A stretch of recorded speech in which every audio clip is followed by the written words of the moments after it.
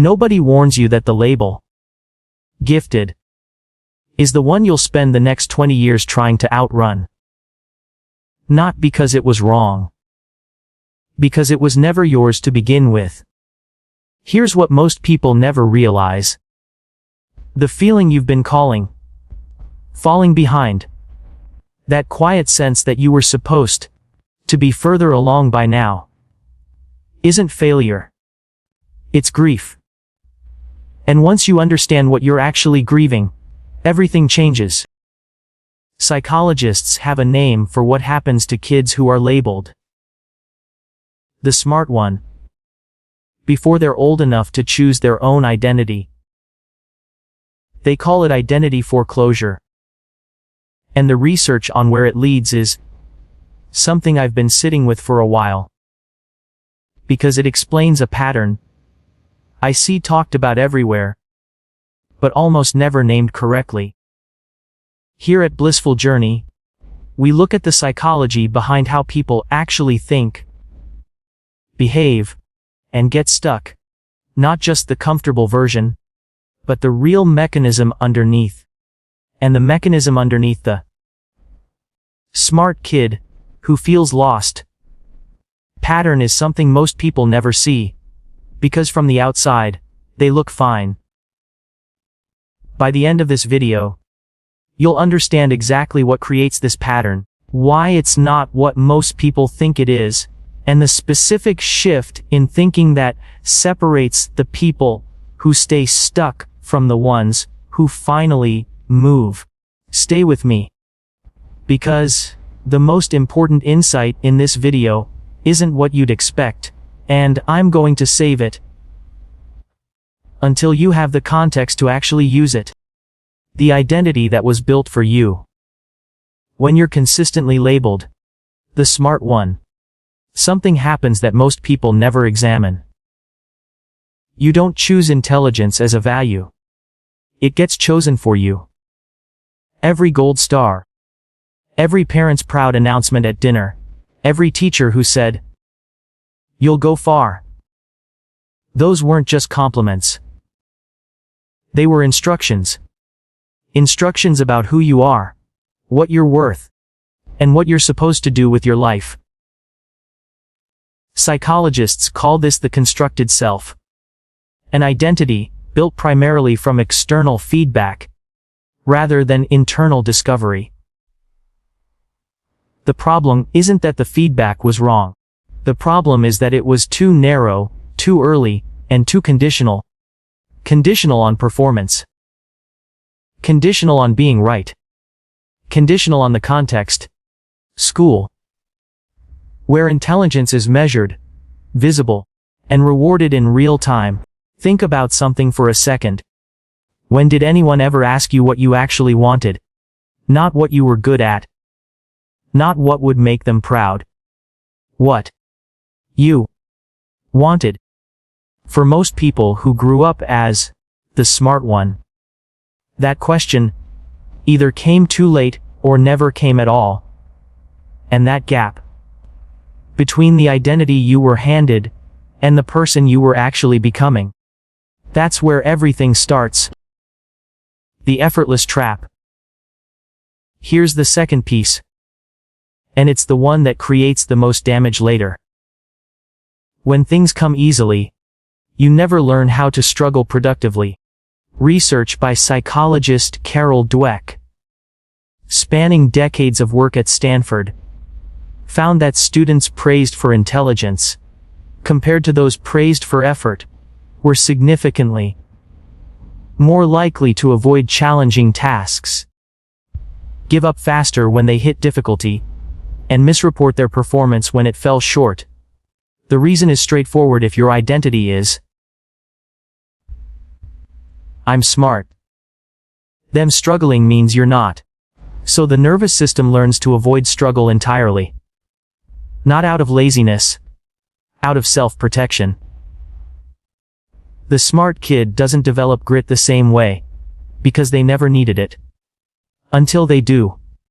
And by then, everyone around them has years of practice failing and recovering that the smart kid simply doesn't have. The comparison problem. There's a character I want to introduce. I'll call him Marcus. Marcus was the kid everyone assumed would become something remarkable. Perfect scores. Every prize. College at 17. By 32. He was technically successful. Good salary. Stable life. But he spent most of his mental energy measuring the gap between where he was and where he thought he'd be. What Marcus couldn't see was that his benchmark for success had been set at 14 years old by people projecting their own hopes onto a child with a test score. He wasn't failing. He was measuring himself against a fantasy that was never real. This is one of the most consistent patterns in people who were labeled gifted early. The reference point for success gets frozen at the moment the praise was loudest, and everything after is quietly measured against it. The benchmark doesn't update. The person does. And the gap between them grows. What potential actually does to a person? There's a word that follows smart kids everywhere. Potential. So much potential. Imagine what you could do. You just need to apply yourself. Potential sounds like a compliment. It isn't. Not entirely. Potential is future tense. It says you are not yet what you're supposed to be. Which means no matter what you accomplish in the present, some part of the identity is still waiting for the future version to arrive. This creates a specific kind of restlessness. A feeling of being perpetually almost there. Almost living up to it. Almost at the level you were supposed to reach. Psychologists call this the arrival fallacy. The belief that once you reach a certain point, the restlessness will stop. It doesn't. Because the benchmark moves. And the arrival never comes. There's one more thing I want to share. And it's the part that changes how this whole picture looks. I've been building toward it intentionally, because without what we've covered, it sounds too simple. Most people hear it and dismiss it immediately. Don't. The skills intelligence doesn't teach. Here's something most people in this situation have never been told directly. There are skills that intelligence doesn't teach. Resilience is built through failure, not around it. Confidence. Real confidence, not performance, comes from doing difficult things without knowing you'll succeed. Emotional regulation, social fluency, the ability to sit with uncertainty and keep moving. None of these come from being smart. They come from practice under conditions you can't control. The smart kid often never practiced in those conditions, because the conditions were managed. The challenge was calibrated. The reward was consistent. And then, the real world showed up. Inconsistent, unmanaged, indifferent to intelligence. And the gap between preparation and reality became visible for the first time. That gap isn't a character flaw. It's a missing curriculum. What the research on gifted adults actually shows. Developmental psychologist Ellen Winner spent decades studying children who were identified as academically gifted, and then tracking what happened to them. Her finding was uncomfortable for a lot of people. The majority of gifted children did not go on to become the high achievers the label predicted. But some did. And the difference wasn't IQ. It was something Winner called a rage to master. An internal drive that didn't require external validation to sustain itself. A drive that kept going when the gold stars ran out. When nobody was watching. When the feedback stopped. The ones who found their footing weren't necessarily the smartest. They were the ones who found something they cared about enough to keep going anyway. The transition from externally driven to internally driven is the transition. And for a lot of smart kids, nobody ever told them it was supposed to happen. Why this feels like loss? Here's what I think most people in this situation miss.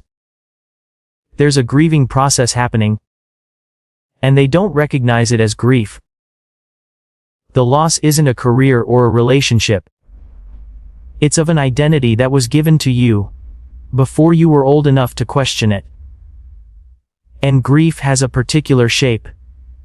First there's confusion, then there's comparison, then there's a quiet kind of shame about a gap between where you are and where you thought you'd be, followed, sometimes, by a slow rebuilding of something that actually fits. The people who stay stuck are usually the ones who don't name it as grief. They treat it as evidence of some fundamental deficiency. Proof that the label was wrong, that they wasted their potential, that they're running out of time.